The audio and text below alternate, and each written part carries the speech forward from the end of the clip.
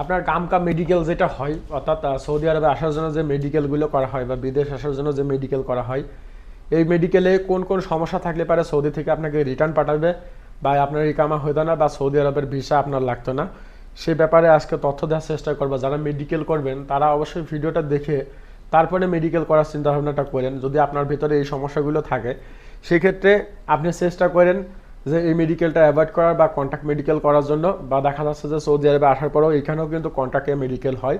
যদি এই সমস্যাগুলো থাকে সেই ক্ষেত্রে চেষ্টা করবেন যে এই কন্ট্যাক্টভাবে মেডিকেলগুলো করার জন্য। না হলে কিন্তু আপনি যদি সাধারণভাবে মেডিকেল করতে যান সেক্ষেত্রে আপনার কিন্তু আনফিট হয়ে যাবে। আনফিট হয়ে গেলে কিন্তু সৌদি আরবে আসার জন্য আনফিট হয়ে গেলে কিন্তু আর ভিসা কিন্তু লাগে না। সেই ক্ষেত্রে অনেকেই কি করে, অনেকেই আপনার হচ্ছে যে কন্ট্যাক্ট মেডিকেল করে। তো কোন কোন সমস্যাগুলো থাকলে পারে মেডিকেল থেকে আপনাকে আনফিট করা হবে সেটার উপরে কথা বলি একটু। যেমন সৌদি আরবে আসার জন্য কিন্তু এই যে গামকা মেডিকেল আছে, অর্থাৎ জিসিজিভুক্ত যে সমস্ত ডায়াগনস্টিক সেন্টার বা হসপিটাল আছে, ঢাকাতে আছে, তারপরে হচ্ছে আপনার কুমিল্লাতে আছে, রাজশাহীতে আছে, চিটাগাংয়ে আছে, সেই সমস্ত মেডিকেল থেকে অর্থাৎ জিসিজি অনুমুক্তভুক্ত অর্থাৎ গামকার অনুমোদিত যে সমস্ত মেডিকেল সেন্টার আছে সেইখান থেকে কিন্তু সৌদি আসার আগে মেডিকেল করা লাগে এবং মেডিকেলে ফিট হওয়া লাগে। তো এখন মেডিকেল করতে গেলে যে ব্যাপারগুলো সর্বপ্রথমে দেখে সেটা হচ্ছে যে আপনার শরীরের বিভিন্ন অংশগুলো দেখে। এটা দেখার কারণ হচ্ছে যে আপনার কোনো অ্যালার্জিজনিত কোনো সমস্যা আছে কিনা। যেমন অ্যালার্জি কিন্তু প্রতিটা মানুষের ভিতরেই আছে, তবে অনেকে যেমন চর্মরোগ থাকে, অ্যালার্জির থেকেও ভয়াবহ আকার ধারণ করে চর্মরোগ। যদি চর্মরোগ থাকে সেই ক্ষেত্রে আপনাকে মেডিকেলে আনফিট করবে। দ্বিতীয়ত, আপনার যদি হার্টে কোনো সমস্যা থাকে, দেখা যাচ্ছে হার্টে যদি আপনার কোনো সমস্যা থাকে বা দেখা যাচ্ছে হার্টের কোনো প্রবলেম থাকলে পারে সেই ক্ষেত্রে আপনাকে মেডিকেলে আনফিট করবে। তৃতীয়ত, আপনার যে ব্যাপারটা দেখে সেটা হচ্ছে যে আপনার ইউরিন টেস্ট করে যে আপনার ডায়াবেটিস আছে কিনা। যদি ডায়াবেটিসের মাত্রা অতিরিক্ত থাকে সেই ক্ষেত্রে সেই ক্ষেত্রে আপনাকে আনফিট করার একটা চান্স থাকে বা আনফিট করে। আবার আপনার আর একটা ব্যাপার যেটা থাকে সেটা হচ্ছে 4 নম্বর যে ব্যাপারটা সবচেয়ে গুরুত্ব সহকারে দেখা, সেটা হচ্ছে যে আপনার এইচআইভি কোনো রোগ আছে কিনা, বা এইচআইভি যদি আপনার এই রোগটা থাকে সেই ক্ষেত্রে মেডিকেলে সরাসরি আনফিট করে। তারপরে হচ্ছে আপনার 5 নম্বরে যে ব্যাপারটা দেখে সেটা হচ্ছে যে আপনার চোখের কোনো সমস্যা আছে কিনা, আপনি দূরের বস্তু বা ছোট বস্তু ঠিকঠাকভাবে দেখতে পারেন কিনা। চোখের যদি কোনো সমস্যা থাকে সেই ক্ষেত্রে আপনার মেডিকেলে আনফিট করে। 6 নম্বর যে ব্যাপারটা দেখে সেটা হচ্ছে যে আপনার যদি শ্বাসকষ্টজনিত কোনো সমস্যা থাকে সেই ক্ষেত্রেও আপনাকে মেডিকেলে আনফিট করে।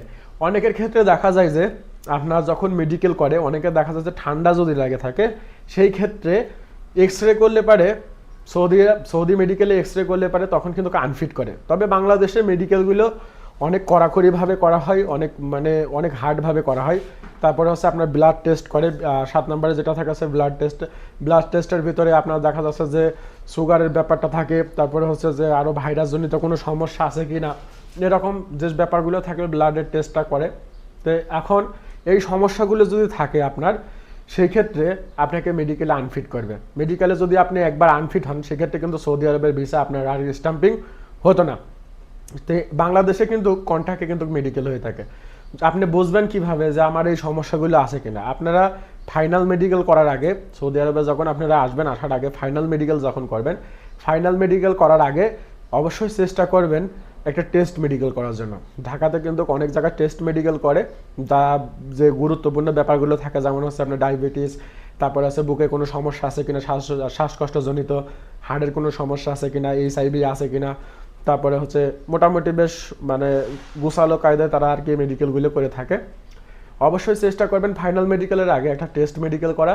যদি কোনো সমস্যা না আসে সেক্ষেত্রে আলহামদুলিল্লাহ আপনি ফাইনাল মেডিকেলটা করতে পারেন। আর যদি সেক্ষেত্রে যদি কোনো বড় ধরনের সমস্যা আসে সেই ক্ষেত্রে চেষ্টা করবেন কন্ট্যাক্টে মেডিকেল করার জন্য।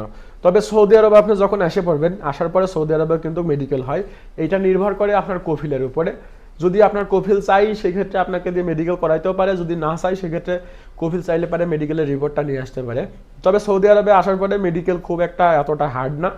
এখানে শুধু আপনার রক্তের স্যাম্পলটা নেবে, পাশাপাশি আপনার এক্স রে করবে, ডাক্তার আপনাকে জিজ্ঞেস করবে যে সুগার আছে কিনা, বা অর্থাৎ ডায়াবেটিসের যে ব্যাপারটা, ডায়াবেটিস আছে কিনা, বা ব্লাড প্রেশার অর্থাৎ আপনার যে হাই প্রেশার আছে কিনা, এগুলা মোটামুটি জিজ্ঞেস করে। এখানে খুব একটা ঝামেলা নাই। তবে বাংলাদেশে আপনার দেখা যাচ্ছে যে সমস্ত বডি চেক করে, তো যারা হয়তো গামকা মেডিকেল করছেন তারা হয়তো জানবেন যে গামকা মেডিকেল করার সময় কীভাবে কী করে।